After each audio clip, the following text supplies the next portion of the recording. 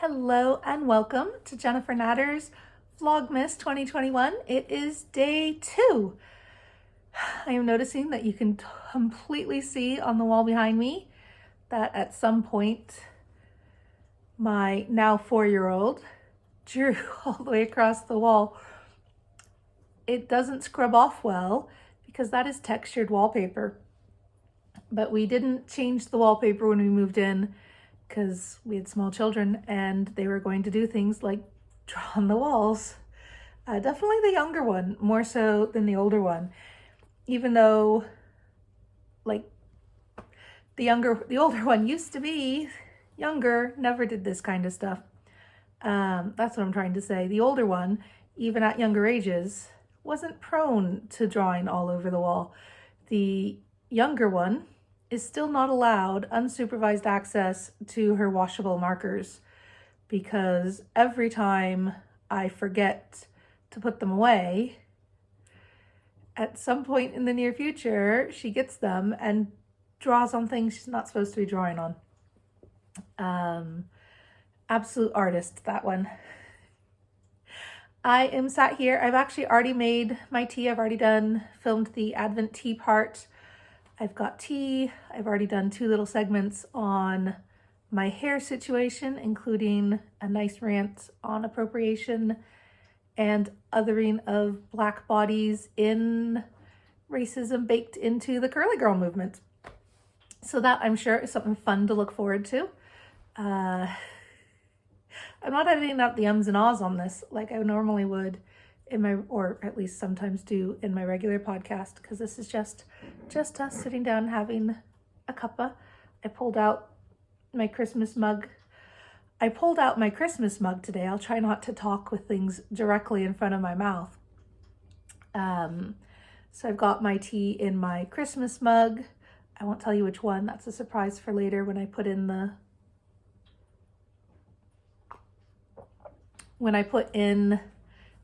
the bit about making it. I will tell you it is another herbal tea, and having it in the Christmas mug just helps it cool down that little bit faster so I can drink it, because herbal teas, you don't add milk. Milk cools down tea, makes it drinkable. Have to do it in other ways, either by adding more water at the end or a cup that cools down faster. And I do have, which side's the pretty side? I don't think either side's pretty at this point. I am halfway through my last slice of the Thanksgiving cranberry cake pie thing I make every year. It is delicious. It occurred to me yesterday when I said I was having leftover cranberry cake for breakfast that you might be thinking, Jennifer, leftover from Thursday? That's a long time to be eating leftovers, isn't it? We did Thanksgiving on Sunday this year. I think Libby's coming to join me. She's at least coming over this way. Libby is our cat. Oh, nope, she's going to the cat food bowl. We did Thanksgiving on Sunday, so it's just leftovers making it to the following Thursday. Although Chris ate the last of the cream last night. He said he took his slice of pie and just dumped it straight into the tub we'd been keeping the cream in and finished it off, so that's fine. But yeah, there's 1 slice left, which is his for later tonight. I don't tend to have pudding late at night. I don't like to eat a lot of food late at night. I don't tend to, so I have my pudding earlier in the day. But yeah, I've got my cake. I've got my tea. You were on the cat tree, so you were on the top shelf for this little cat tree. And then on the middle shelf, I've got my cake and my tea. Yesterday, when I said I was going to sit down and drink my tea and eat my cake, I picked up some knitting to show you. I finished that project, which is another beloved bonnet. I knit one for Catherine that used it. I mean, I didn't weigh it, which I should have done, but it seemed like it wasn't quite half the skein. So I knit a second one, which I will give to a friend, and then they can have matching bonnets. And I also think it will fit well. Ta-da! for their particular needs in warm hatwear. And then for today, I've got my terrain mitts. I don't want to get too like knitting podcasty on this one, but I've got the first of the terrain mitts, getting it on over. I've also got a hair tie on my wrist, but the watch and the hair tie is never the easiest thing. And they've got fold over cuffs, so you can be extra warm and cozy, or able to use your hands. And I have just now, before starting this,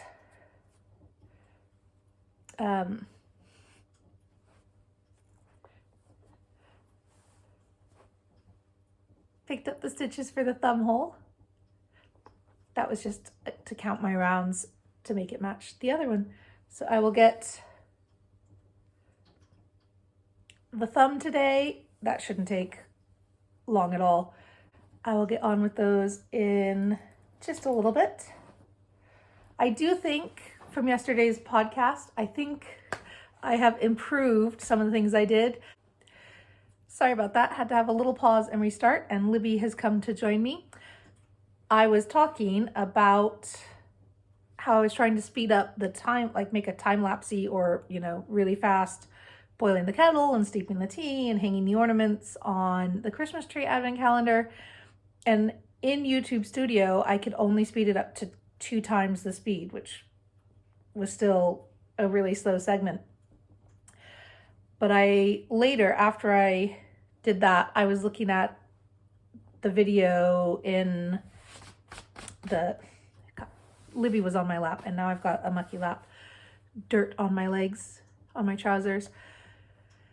The picture where I've recorded it, I can speed it up more there and then import it to YouTube Studio. So that's what I will do. Although I think I actually recorded a time lapse for part of the tea steeping for today. So we'll see if the time lapse works better, or if not, then tomorrow I will speed up the footage and put it in. All of yesterday's video had one song. I don't imagine 24 days of me using that song will be the best. That's the first time I have put a music over in one of my videos. I'm kind of proud of myself, except I only found one Christmas song. So that's the one I stuck in. That's one I just got from YouTube Studio. I have tried downloading music from Free Music Archive, and I'm less sure about how to do that, but hopefully I will figure some of this stuff out, or we'll just have non-Christmas music, because I don't really know what I'm doing, and I'm learning. Vlogmas will either make or break me, right? I will either get a lot better at some of this stuff or a lot worse. Libby has now run off out of the room like something interesting happened somewhere else. That's probably enough of this morning waffling. I will finish eating my tea and finish eating my cake and drinking my tea. I can feel a real tickle in my throat. I was really proud of myself. Yesterday, I got through the whole day without having to stop and cough and being really hoarse. And then today is not like that. I already had a really big coughing fit when I came home from taking the kids to school, and wound up being sick in the toilet. I was coughing so much, even though I hadn't eaten anything yet today. So hopefully drinking the tea, eating the cake, I will feel better, and then we will open the rest of the advent calendars. That sounds like fun to me. Okay, hold on, and I'll be back with you in just a little bit. It is tea advent calendar day 2 time. I found the day 2 box. Let's see if I can pull it out. This says, let's spread cupfuls of happiness. Smile and say hello to everyone you see today. Well, that doesn't seem like the best advice in the world. And then it is mulled cider, sweet spiced apple, what a winter warmer. Fruit tea, so that I'll get the same 4 minutes as yesterday, although I really only do it for 3 minutes because it usually takes me a little bit to come back to it. I think I figured out how to speed up the tea brewing today, so I can only hope I do a better job. There we go, little elf hat. goes in. So it says, "Step into Christmas." And there are some apple pieces there. So let's go ahead and close that and slide it out of the way.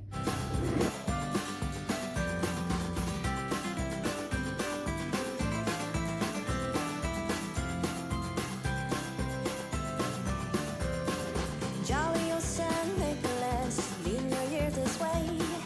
Don't you tell a single soul what I'm gonna say.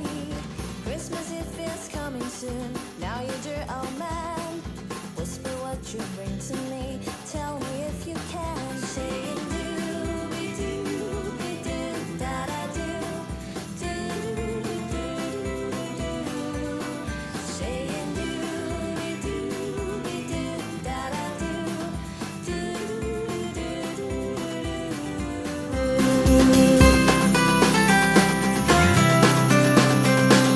When the clock is striking 12, when I'm fast asleep, down the chimney, broad and black, with your pack you creep. All the stockings you will find hanging in a row. Laundry day again. Every day is laundry day.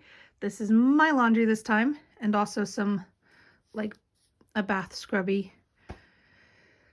These are the clothes that were waiting to be folded, and these are the clothes I washed yesterday. So let's see if we can, you know, let's see if I can get this to work.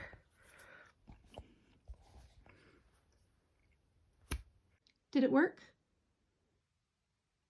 I'm not sure it worked, but the laundry's folded, so that's the important thing, right? This is the Gamer Crafting one. This is my second time recording it because opening the little doors made a weird sound, and I could see into the box, into the row of colors below, and I didn't want, if anyone else is doing this calendar, to ruin that for them. So that was day 1, and day 2 is slightly less pink for the pinky purples. So day 1, day 2.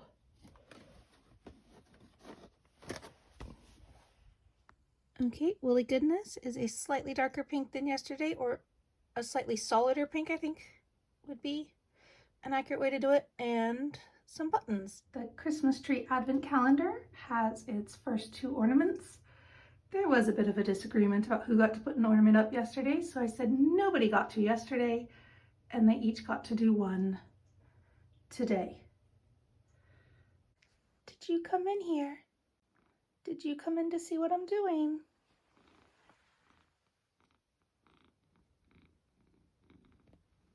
Are you happy, Gingy?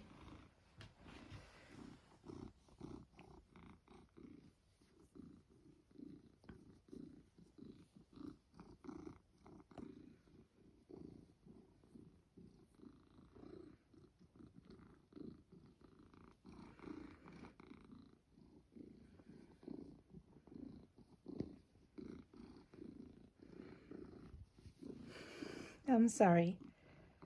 Hello and good morning. This is the hair update again. I've got it just pulled up in a ponytail in the back because I had a really big coughing fit. Yay. I thought I was doing better. Just like this morning I woke up and thought I was doing better, I guess. This is not a coughing fit vlog. Anyway, as fun and exciting as that is, I pulled my hair up to keep it out of the way while having this big coughing fit. I like it. I mean, it's messy, but I've definitely got lots of curls, and I kind of like the way it layers around my face at this length. So I'll take the hair tie out, just one of these. They tend to accumulate on my wrists. As you can see, most of yesterday's curls have completely fallen out. Since the last video yesterday, I have worn a hat twice. I wore a hat to go get my kids, and I wore a hat this morning to take them to school. I slept on it. I do have a silk pillowcase, but I don't pull my hair up at night if it's a migraine trigger for me. So this is my hair. I'm not going to wash it today. I'm going to try just doing a refresh. I'm learning all these curly terms. I'm going to do a refresh, which is just spraying my hair with water, and then kind of seeing if I can get it to clump up again. wish me luck. Not something I'm going to be very good at to start with. Probably won't work too well. A lot of things say that like when you're just starting kind of your curly girl, it largely makes your hair more frizzy just because it gets the more water and ups the hydration without upping the clumping. So we'll see how I do. Okay, I am back. I haven't washed my hair, but I sprayed it all over with a spray bottle that has a tiny bit of product in it, although I think in the future I'm not going to put any cream in it. I think my hair is just getting weighed down. And then I have clipped it up on one side to try to give some lift to my roots for volume. And yeah, I'm going to let it air dry and we'll see how it goes. I think this is probably a good time to talk a little bit about appropriation and the curly girl method. I am completely oblivious and live under a rock, so I missed the whole, well, I guess it was a TikTok thing, which is probably why I missed 90% of it. I guess during lockdown, curly girl had a big resurgence. People weren't going out, so you might as well take a couple of months to let your hair be terrible and figure out if you can find a better way for you to wear your hair curly. That's great. That's fine. That's wonderful. The appropriative nature of it starts at the very beginning, and it's worth remembering that the curly girl method, as written by is it Morrissey? I can't remember her name. She started the curly girl method in about 2001. I know I had a copy of the book by 2004. I was working in a bookstore and I had it, and I've basically been doing a very low maintenance version of that since then. But it was written for white women. It was never intended for anyone other than white women. It was based on her own struggles as a white woman with naturally curly hair. Everybody just wanted to flat iron it or blow it out or chemically straighten it or whatever it was they were going to do. It was written as a white woman for white women, and she got some pushback on that, so she revised it and it had more for women of African descent, and it was very much women at the time, though as much as it's called curly girl method, it should just equally be curly people. Whoever you are, wherever you are, whatever kind of person you are, if this is what you want to do with your hair, then that should be an amazing thing that is part of the community. I'm not sure it is. I don't really know much about the community though. That should probably be made clear right away. For me, this has always just been a very personal thing, and every so often I'm like, oh, I want to do more with it, and then I Google a bunch, and now that information is videos. Before it was blogs, and I don't know. It is worth noting that this is something that people with African descent hair, Black people, have been dealing with a lot longer, and a lot of the blowback against white people having curly hair is based on othering Blackness. I was listening to a podcast the other day that was recommended by Maintenance Phase. I think it's called Citation Needed. And they talked a lot about specifically how the origins of fat phobia in English, UK, and American societies is based on othering Black bodies. It was only when people were stealing Black people and parading them around as basically circus animals in the 18th century that suddenly you got this emphasis that white people, particularly white women, needed to be not like that. They said the way Black bodies are, this was the Genesis time and all that stuff, and they were pointing at Black bodies and saying, that's bad, that's inferior, that's animalistic. And that's when the pressure started where you had to not have those characteristics. So that's when it became a moral failing for a white woman to be fat, was based on the idea that being fat was a Black characteristic and being Black was bad. So a lot of this stuff is just baked in racism. The idea that white women had beautiful straight hair, again, is a pushback on curly hair is bad because that is a Black characteristic. So this is baked in racism all the way down. I cannot speak as to how much of Lynn, can't remember her last name, how much of the curly girl method started as appropriation. Probably a fair amount, but I cannot speak to that. I wasn't there. I don't know any of the people involved. It's probably built on appropriation from the ground up, but it was very much for white people. Black people already had their own thing, and their own thing basically had the same numbering system. Same numbering system. The curly girl method originally was just 1, 2, 3, 4. Your hair was either 1 straight, 4 super curly, in 2's wavy, 3's medium curly.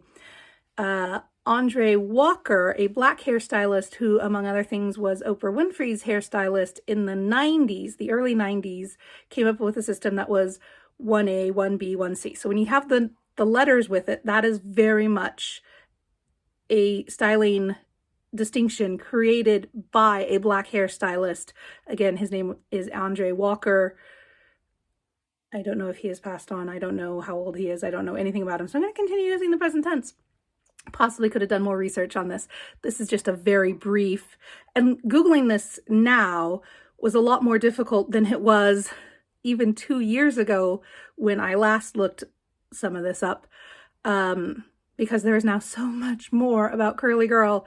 And then even if you type like curly girl appropriation and stuff like that, you get people being like, oh yeah, no, this is appropriative as hell. You don't tend to get actual details. So I think we need to lift up some of those details, lift up voices that will actually tell you what's going on, and believe people when they say this is appropriative. I don't think that means that having curly hair is bad for white women to want. Obviously, like I have curl envy. I want curly hair, but we need to at least make sure we are acknowledging where things come from, and make sure, like, if you're buying a silk bonnet, that's an African descent thing. That is, black people, black women have been doing that for ages. If you're going to buy a silk bonnet, buy it from a company making them, but don't buy them, like, I don't know. They were all sold out and stuff, and then people have been relying on them for years, couldn't get stuff. I'm reading about this. This is stuff I've been reading about. I missed all of it because, I spent lockdown at home with myself watching knitting podcasts. Yeah, I'm the least culturally savvy person. But if you're gonna buy a bonnet, a silk bonnet for sleeping in, get it from, at least put money in the pockets of the black people who have been making these for decades, centuries. Oops, sorry, a little bit wobbly there. Anyway, back to the Andre Walker thing. The numbers he came up with, 4C was super coily hair, the tightest, curliest, like, 1970s Afro kind of hairstyle. And for him, like everyone else was a description of, like, here's how to care for it, here's how to love your curls. But for him, that got to a point where he was like, no, that's too curly. You just have to chemically straighten it. You can't deal with it. This hair is unruly and impossible to deal with. So for a lot of black people, the system still has the ranking where, like, 1 was white hair, and white hair was good. And then super coily hair at the bottom was bad, which when I found out about it was frankly shocking. I mean, that honestly, like, I couldn't understand that, because for me, it was like a movie star rating system. 4 stars, like, that's the best. And 1 star was like, no, like, skip it. That's not. So that's where I was coming at it. That is not for a lot of black people where they are coming at. It is, a hierarchy that was lifting up white people again and putting them at the bottom. So please keep that in mind as well. I don't have solutions for any of this. I don't have concrete suggestions for any of this, but it is very much worth noting that racism and appropriation are baked into the entire curly girl movement, just like they're baked into all Western society. I saw something on Twitter the other day where it was a retweet where a person was like, I don't believe this has anything to do with racism, and I will look in the history books and prove it. And he's like, opens a history book. Oh no, turns the page. Oh no, turns the page. Oh no, no, no, no, no. History is baked into everything. So the knitting community, this is kind of I'm a knitting podcaster, is having another reckoning with racism that is not going well. And by not going well, I mean a lot of white women are picking the wrong side in this one, as a lot of white women do. But we white people at least need to make room for BIPOC voices. Shut up and listen. Believe Black people. Believe Indigenous people. Believe Asian people when they tell us we are making their lives more difficult, whether intentionally or unintentionally. So yeah, that's my tangential appropriation of curly girl method, which is absolutely a subtweet of the knitting community right now, but also a very important discussion that more people need to be having more often about the curly girl method.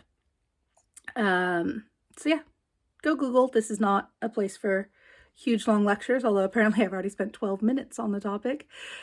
Yeah, appropriation is baked into curly girl method. Racism is baked into hairstyles, and it all, I mean, it's basically burned the whole system down. Anyway, hair, if you're still here, which I hope you are, because this is a very important conversation that we need to have, white people need to be having about how, and I keep bumping the camera, I'm holding the camera in one hand while I do this. I should probably get like tripods and light rings and stuff like that. But yeah, refresh day, hair. I will talk to you again later when it's dry. Bye. Hello, it is hair talk time again. As you can see, I have pulled my hair up. That's because I had another really big coughing fit, and the coughing fit led me where coughing fits lead me, which is not a good place, and we've already talked about that before. But I've got it just loosely pulled up in a ponytail, and then I've got the hair clippy here, which I did to give it a bit of volume, and a clip here, and a clip here to hold the stragglers up. As you can tell, this is a very professional organization. Yeah, but that's my hair dry, and it's not too frizzy. A little bit of frizz, not too bad. Hopefully that is gonna work well for me.